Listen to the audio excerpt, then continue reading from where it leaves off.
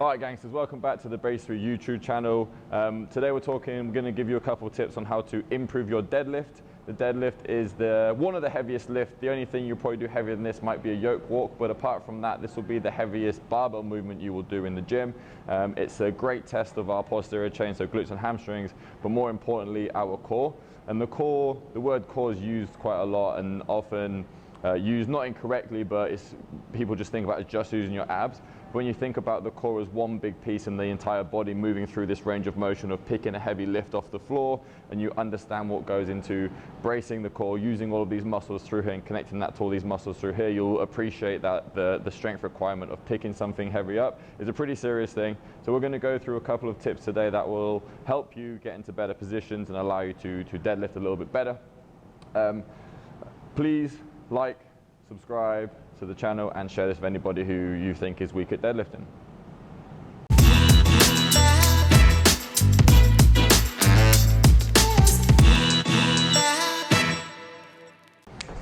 Okay, we've got 3 tips for you. We'll start top and work our way down. The first one is head position. So often when we think about the core and being in a really strong structure, we've got to think our head is connected to our spine. Our spine is responsible for what happens through our body. So if our spine's in a different shape, we're going to not be able to get into as good a shape. So we're going to keep chin tucked down.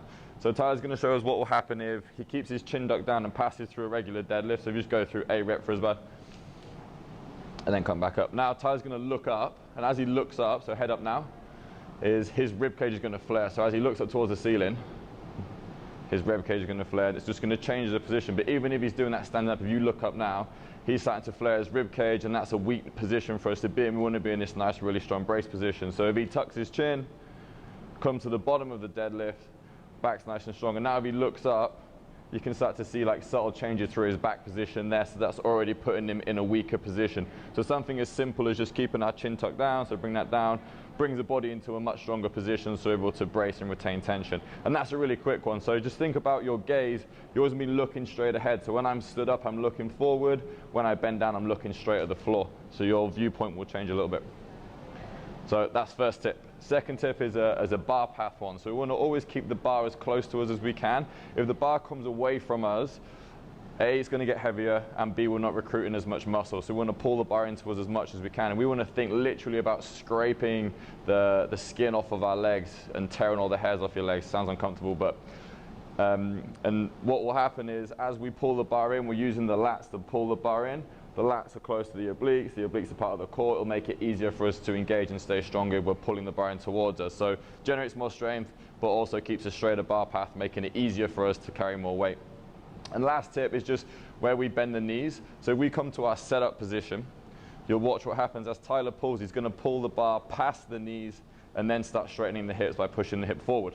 On the way down, he's going to reverse that. So he's going to lower the bar until the bar passes the knee, and only then we'll start bending the knees. If Tyler comes to the top, and he's going to show us if he bends the knees too early, the bar has to go around the knees, and that's again not keeping the bar close to us.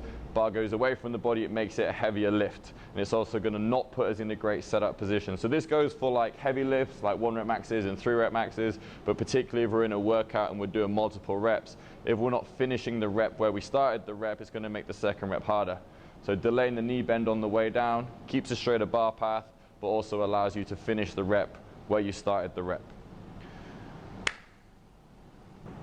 All right, guys, that's 3 tips on how to get better at deadlift. If you've got any questions, please drop them below and we'll definitely respond to them. Don't forget to like and subscribe and then share this with your weak ass friends.